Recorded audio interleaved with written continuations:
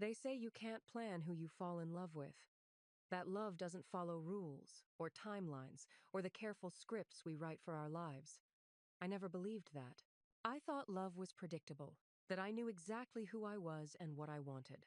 Then Emily walked through my door with a simple smile and a kind heart.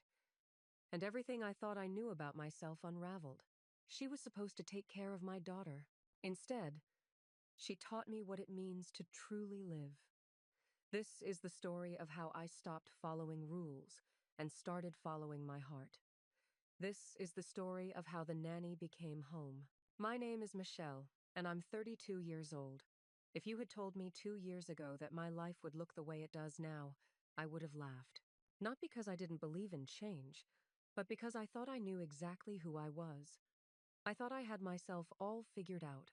But life has a way of surprising you when you least expect it. 2 years ago, my marriage ended. It wasn't dramatic or violent. It was just over. My ex-husband and I had grown into strangers, sharing a house, and one day we both admitted it. The divorce was civil, quick, and left me with full custody of our 4-year-old daughter, Lily. She was my world. She still is. After the divorce, I did what I always do when life gets hard. I threw myself into work. My marketing job became my escape, my distraction, my proof that I was still capable of something. I worked late nights, early mornings, weekends. I told myself I was building a future for Lily, securing our stability. But the truth was simpler. I was running from the loneliness.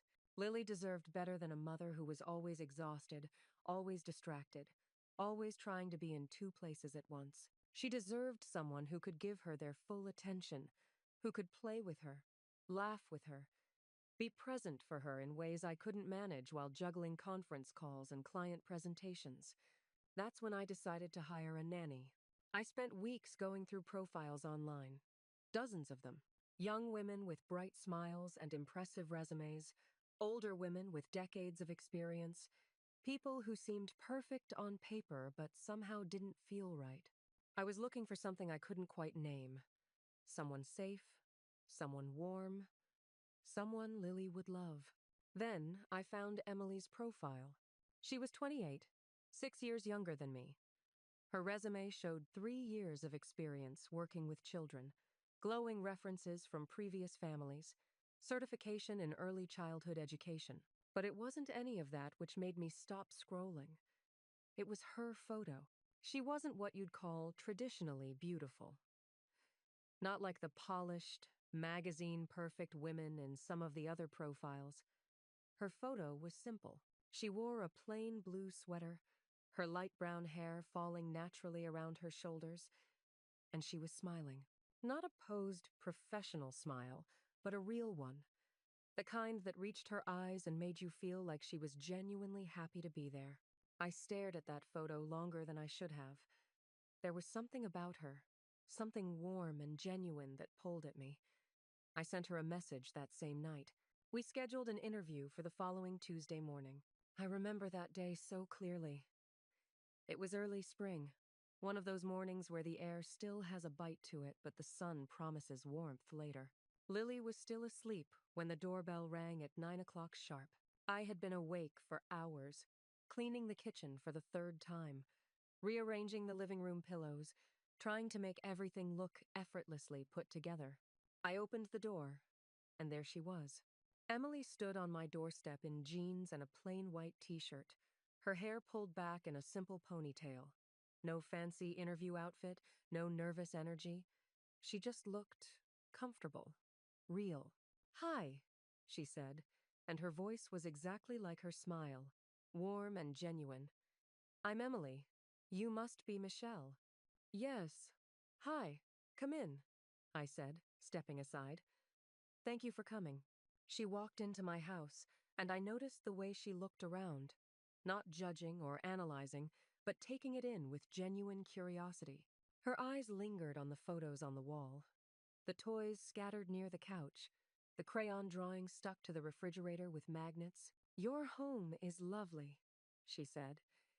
"It feels lived in, happy, Something about the way she said it made my chest tighten. Happy. Was it happy? I wanted it to be. Thank you, I said. Can I get you some coffee? Tea? Coffee would be great. We sat at the kitchen table, and I started asking the standard interview questions. Her experience, her approach to childcare, her availability. She answered everything with that same calm confidence. Never pushy or overselling herself, just honest and clear. But what struck me most was how she asked questions, too. Not just polite, surface-level questions, but real ones. What's Lily's routine like? She asked, leaning forward slightly. What does she like to eat? What makes her laugh? How does she like to fall asleep? I found myself answering in detail, telling her about Lily's love of strawberries, how she insisted on wearing her purple dress at least twice a week, how she needed her stuffed bunny and 3 bedtime stories to fall asleep peacefully. Emily listened to every word, her green eyes attentive, nodding occasionally, absorbing everything I said. And as I talked, I caught myself thinking things I shouldn't have been thinking during a professional interview. She's so natural, I thought. So easy to talk to. There was something about her presence that made me feel calm.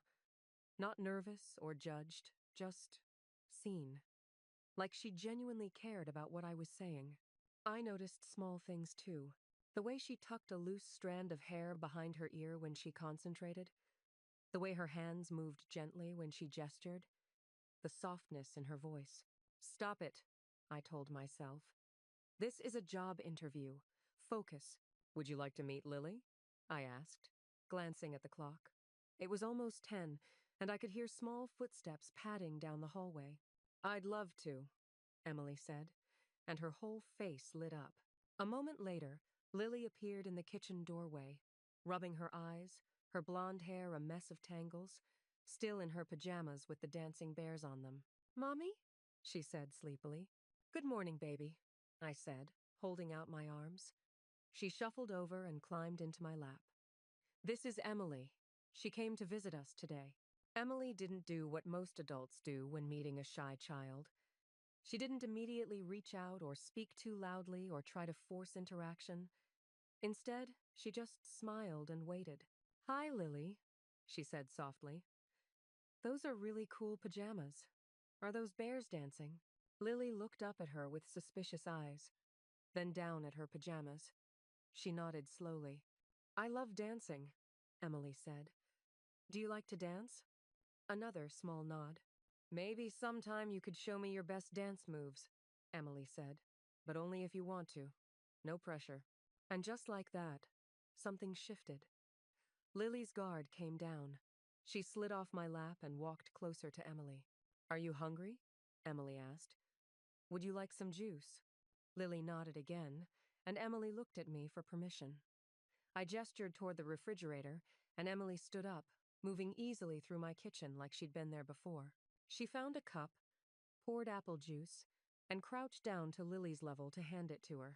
Here you go, she said gently. Lily took the juice and didn't leave Emily's side for the rest of the morning. I watched them together, my heart doing something strange in my chest. Emily played blocks with her, read her a story, listened to her rambling 4-year-old explanations about her stuffed animals and their elaborate backstories. She was patient, engaged, genuinely delighted by every little thing Lily said. By noon, I knew I was going to hire her. By the time she left that afternoon, Lily was asking when Emily would come back. Soon, sweetheart, I promised. Very soon. I called Emily that evening and offered her the position. Full-time, starting the following Monday. She accepted immediately, and I could hear the smile in her voice. Thank you, Michelle, she said. I promise I'll take good care of Lily. I know you will, I said, and I meant it. That first month was strictly professional. Emily arrived every morning at 7 o'clock sharp, always punctual, always prepared. She took Lily to preschool, picked her up in the afternoon, played with her, fed her healthy meals, followed the routine I'd established. When I came home in the evenings, she'd give me a quick rundown of the day, pack up her things, and leave with a friendly wave. It was exactly what I'd hired her for. Perfect, really. But gradually, things started to shift. It started small. I'd come home, and instead of rushing out, Emily would linger for a few minutes. We'd talk about Lily's day, and then somehow we'd be talking about other things too. She told me about her family, how she'd grown up with two older brothers who'd taught her to be tough but also taught her kindness, how she'd loved drawing as a child, spent hours sketching in notebooks, but eventually studied early childhood education because she loved working with kids. I found myself opening up too, telling her about work stress, about difficult clients, about how hard it was to balance everything after the divorce. She never offered unsolicited advice or empty platitudes. She just listened, really listened, in that way she had. And I started noticing things I shouldn't have been noticing. The way she looked at Lily with such tenderness, like my daughter was the most precious thing in the world. The way she stroked Lily's hair when my daughter fell asleep on the couch during movie time. The way she laughed, free and genuine, when Lily made up silly stories about talking clouds and dancing trees. I caught myself staring at her longer than I should, watching her hands as she washed dishes in my sink, noticing how she tucked her hair behind her ear when she concentrated on something. The curve of her smile, the way her eyes crinkled at the corners when she laughed. She's so real, I thought, so genuinely kind. And then I'd catch myself and feel a flutter of something like panic. What are you doing? I'd think. She's the nanny. She's younger than you. She works for you. This is completely inappropriate. I'd never thought about women that way before. Never. My life had followed the expected path. High school boyfriend, college relationship, marriage to a man, a child. It had all been so normal, so predictable, so straight. But Emily was different. She made me feel different. I started keeping my distance, telling myself firmly that whatever I was feeling needed to stop.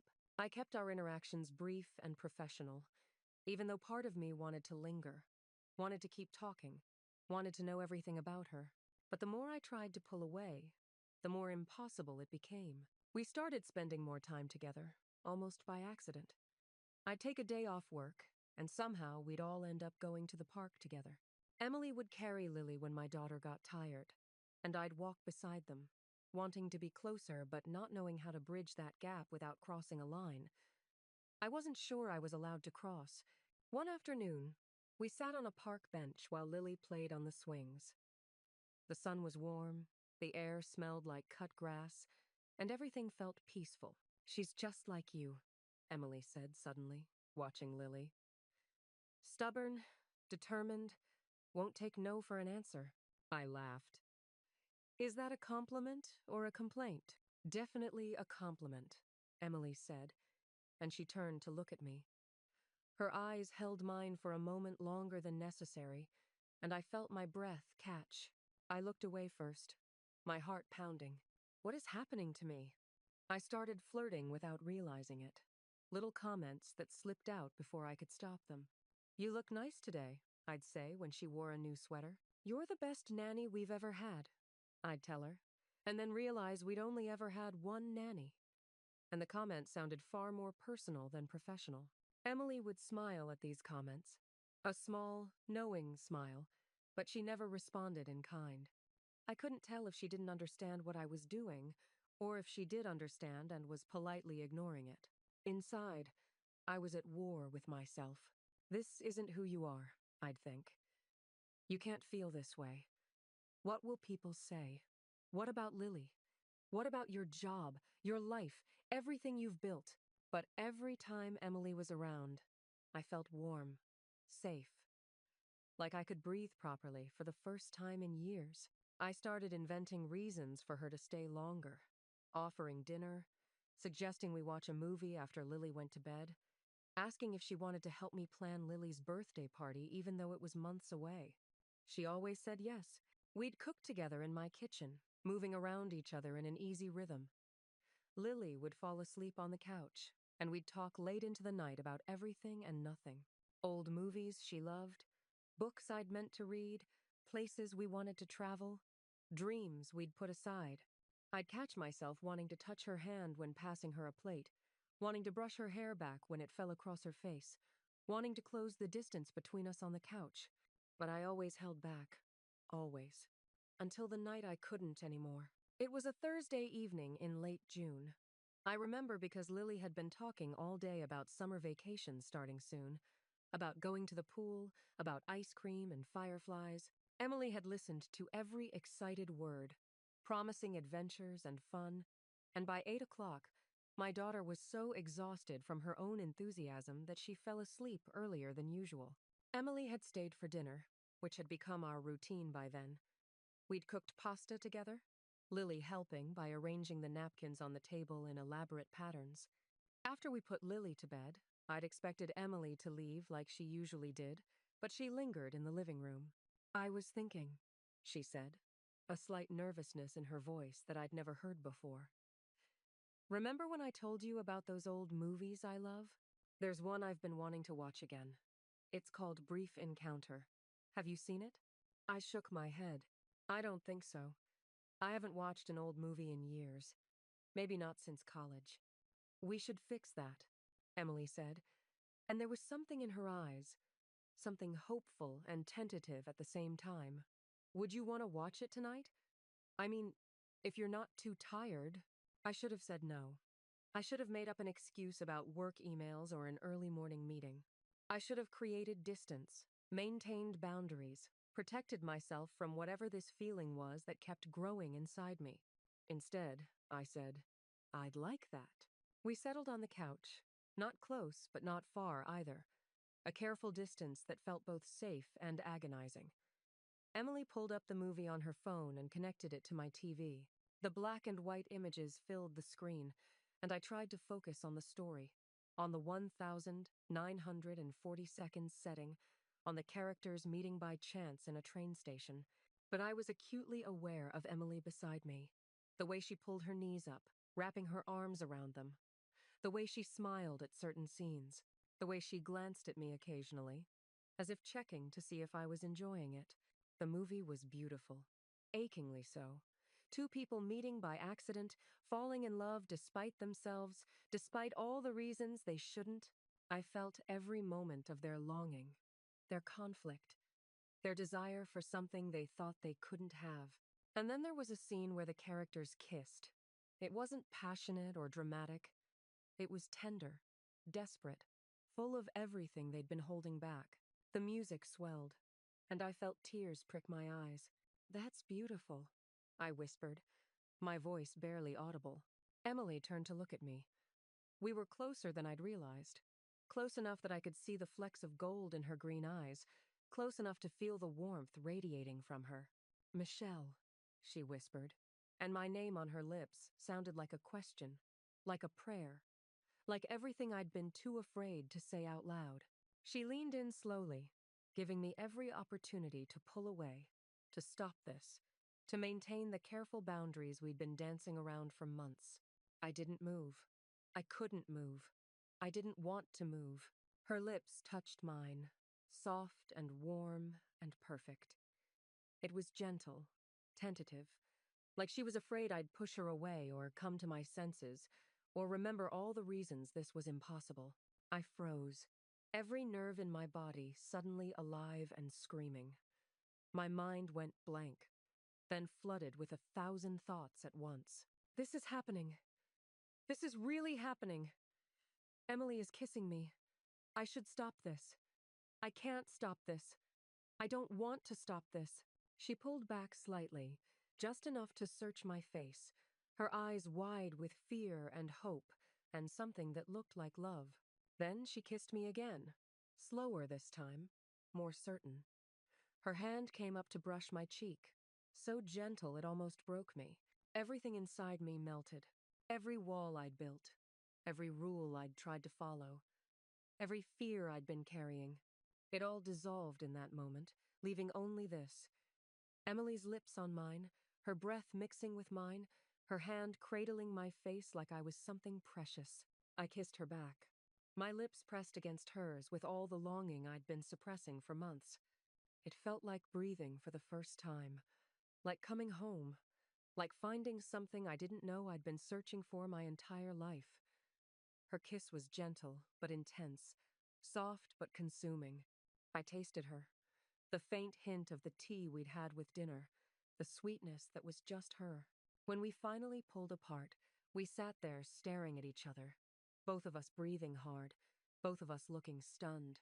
"I'm sorry," Emily said quickly, her voice shaking. "I didn't plan this. I've wanted to for so long, but I didn't plan." "Don't apologize," I interrupted, my own voice trembling. "Please don't apologize." And then I kissed her. This time I initiated it, closing the distance between us. My hands finding her waist, pulling her closer.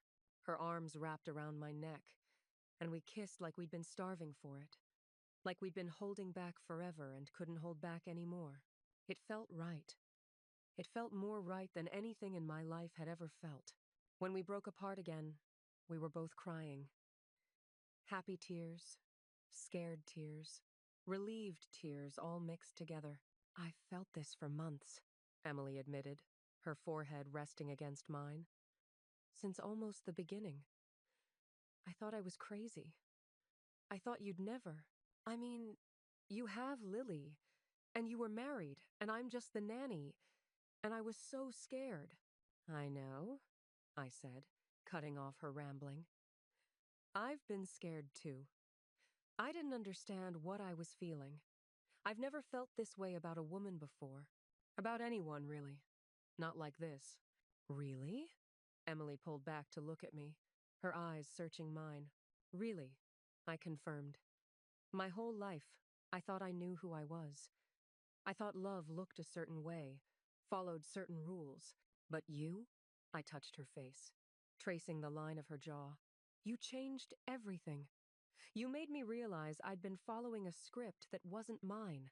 We talked for hours that night, sitting on the couch, holding hands, sometimes kissing, sometimes just looking at each other like we couldn't believe this was real. We cried and laughed and admitted things we'd been too afraid to say. Emily told me she'd known she liked women since high school, but she'd never felt anything as strong as what she felt for me. She'd watched me with Lily, seen the kind of mother I was, the kind of person I was, and fallen completely. I told her about my confusion, my fear, my constant internal battle between what I thought I should feel and what I actually felt. How every time she left my house, I felt empty. How every time she smiled at me, my heart raced. How I'd been terrified of what it meant but couldn't stop feeling it. "What do we do now?" Emily asked as the clock crept past midnight. I looked toward the hallway where Lily slept peacefully, unaware that her mother's world had just shifted on its axis. Then I looked back at Emily, at this woman who'd become so much more than a nanny, who'd become essential to both me and my daughter. "I don't know," I admitted, "but I know I don't want to pretend this didn't happen. I don't want to go back to keeping my distance and telling myself I don't feel what I feel." "Neither do I," Emily said firmly. "Stay tonight," I said suddenly. The words came out before I could second-guess them. Not like, I mean, just stay. Sleep here, with me. I just want to hold you. Emily's eyes filled with fresh tears. "Are you sure?" "I've never been more sure of anything." We checked on Lily one more time, my daughter sleeping soundly with her stuffed bunny clutched to her chest. Then we went to my bedroom, and I lent Emily some clothes to sleep in. We climbed into bed together, tentative at first, then finding each other in the darkness. Emily wrapped her arms around me, and I pressed my back against her chest, her chin resting on my shoulder.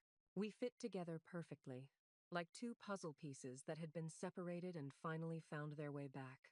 "This feels like a dream," Emily whispered in my ear. "If it is, don't wake me up," I whispered back. We fell asleep like that, holding each other, and I slept better than I had in years. The next morning, I woke up before dawn, the way I always did. But instead of immediately reaching for my phone or making my mental to-do list for the day, I just lay there and watched Emily sleep. Her face was peaceful, her breathing slow and steady. One arm was draped across my waist, holding me close even in sleep. My heart felt so full it ached. This is real, I thought. This actually happened, and I don't regret it. I heard Lily stirring in her room and carefully extracted myself from Emily's embrace. My daughter appeared in my doorway moments later, rubbing her eyes. "Mommy, I'm hungry," she announced. "Let's go make breakfast, baby," I said quietly, guiding her out of the room so Emily could sleep. We were in the kitchen making pancakes when Emily appeared, looking adorably rumpled in my old college t-shirt, her hair a mess. "Emily!" Lily shrieked happily, abandoning the bowl she'd been stirring. "You stayed! Did you have a sleepover with Mommy?" Emily's eyes met mine over Lily's head, both of us holding our breath. "I did," Emily said carefully. "Is that okay?" "That's so cool," Lily said. "Can we have sleepovers more?" "Maybe," I said, my heart pounding. "We'll see." Over the next few days, Emily and I talked seriously about what this meant. We couldn't keep our relationship hidden from Lily indefinitely, but we needed to be careful, thoughtful. She was only 4 years old, and she needed stability, not confusion. We also couldn't maintain our current arrangement. Emily couldn't be my employee and my girlfriend. It wasn't appropriate, and it wasn't fair to either of us. "I need to find another nanny for Lily," I said one evening. We were sitting on my back porch while Lily played in the yard. "And you need to stop being just the nanny." Emily looked at me, understanding and relief flooding her face. "What would I be instead?" I took her hand. "You'd be mine, if you want to be." "I want to be," she said, without hesitation. The transition was harder than I expected. Finding a new nanny meant interviews and adjustments, and Lily asking constantly why Emily wasn't coming to take her to school anymore. But Emily came over every evening now, not as an employee, but as my partner.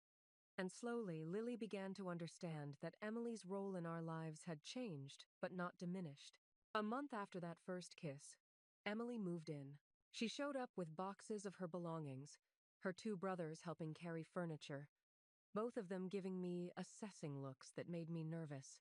But when they saw how Lily launched herself at Emily, shrieking with joy that "Emily is living with us forever now," something in their expressions softened.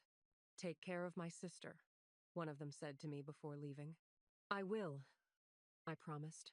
With everything I have, Emily's things mixed with mine, her books on my shelves, her toothbrush beside mine in the bathroom, her clothes in my closet. We shared a bed every night, holding each other, talking about our days, planning our tomorrows. Lily adjusted faster than I'd expected. She started calling Emily Mommy Emily, which made both of us cry the first time we heard it.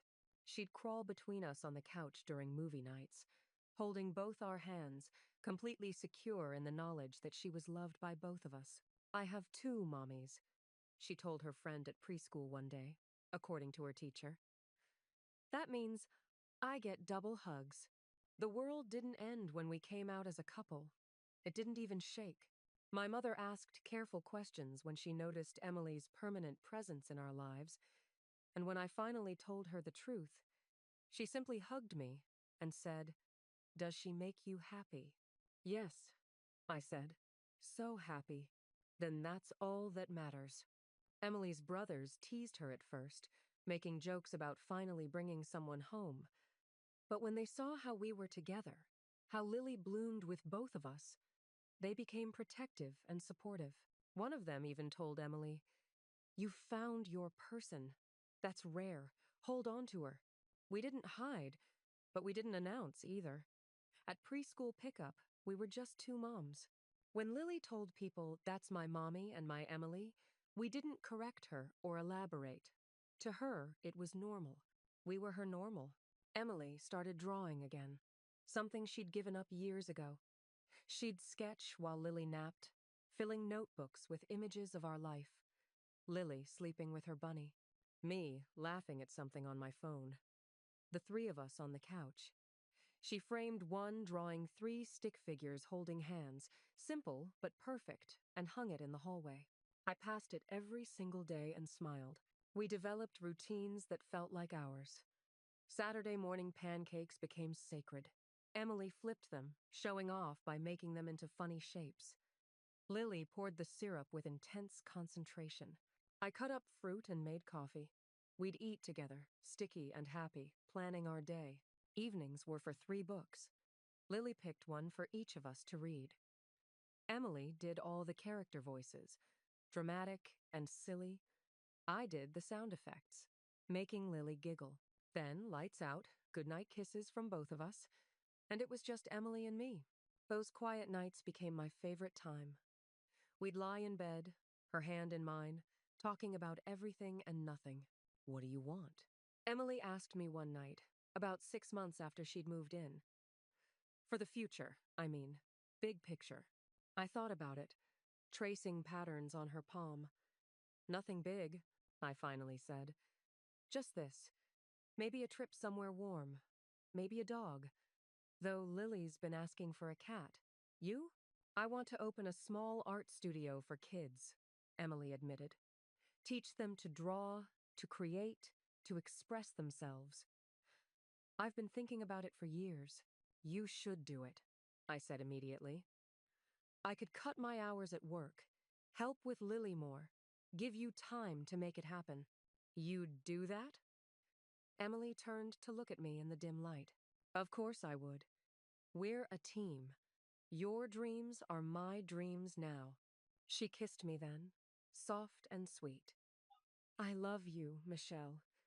I know I've said it before, but I need you to know. I really, truly love you." "I love you too," I said, and meant it with every cell in my body. "You and Lily, you're my everything." We'd been together for a year and a half now, and some mornings I still woke up amazed. I'd watch Emily and Lily sleeping. Emily's arm usually draped over my daughter, both of them breathing in the same peaceful rhythm. And I'd think about how close I came to never having this. What if I'd never hired Emily? What if I'd been too scared to kiss her back? What if I'd let fear and other people's expectations dictate my choices? I would have missed this. All of this.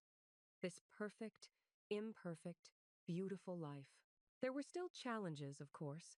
My ex-husband had questions when Lily mentioned having 2 mommies, but he'd remarried by then and seemed more relieved that Lily was happy than concerned about who I was dating. Some people at work made comments, subtle but present, and I learned to navigate those waters with polite firmness. But the challenges were small compared to the joy. Emily taught me to be myself, truly myself, for the first time in my life. She taught me that love doesn't follow rules or fit into neat boxes. She taught me that family is what you build, not what you're assigned. And I taught her to be braver, to take up space, to believe she deserved good things. We taught each other that love, real love, is worth the fear. Yesterday morning, something happened that made me realize how far we'd come. We were all eating breakfast, Emily making Lily laugh with some silly story about a dancing elephant, when Lily suddenly got very serious. "Mommy," she said, looking at me. "And Mommy Emily?" "Yes, baby," we both said at the same time, which made her giggle before she got serious again. "Will Emily always live with us? Forever and ever?" The question hung in the air. Emily's eyes found mine across the table, and I saw everything in that look. Love, hope, fear, joy, all mixed together. "Yes," I said firmly. "Forever and ever." Lily cheered, throwing her arms up in triumph. "I knew it! I told my friend you would. Can we get a puppy now?" Emily laughed, tears streaming down her face. I got up and wrapped my arms around both of them, holding my whole world in that embrace. "We'll talk about the puppy," I said, kissing the top of Lily's head, then leaning over to kiss Emily's lips softly. But yes, to forever. That night, after Lily was asleep and Emily and I were curled up on the couch, she turned to me with a thoughtful expression. "Do you ever regret it?" she asked quietly. "Coming out, changing your whole life, dealing with people's questions and judgments?" I didn't have to think about my answer. Never. Not for a single second. "You know what I regret?" "What?" All those years I spent living someone else's version of my life, following rules that weren't mine, being who I thought I was supposed to be instead of who I actually am. I cupped her face in my hands. You didn't change me, Emily. You helped me find myself. And I'll never regret that. She kissed me. And it still felt like that first kiss, like breathing for the first time, like coming home. I used to be so scared, I continued when we broke apart. Scared of what people would think, scared of being different, scared of loving you. But you know what I learned? What? Love doesn't have rules. It doesn't care about gender or expectations or what your life plan was supposed to be. It just is. And when it's real, when it's right, it's worth every single moment of fear. Emily rested her head on my shoulder, and we sat there in comfortable silence, the kind that only comes when you're completely at ease with another person. Thank you, she whispered. For what? For being brave enough to love me back. For giving us a chance. For building this life with me. Thank you for being patient, I said. For waiting while I figured myself out. For loving Lily like she's yours.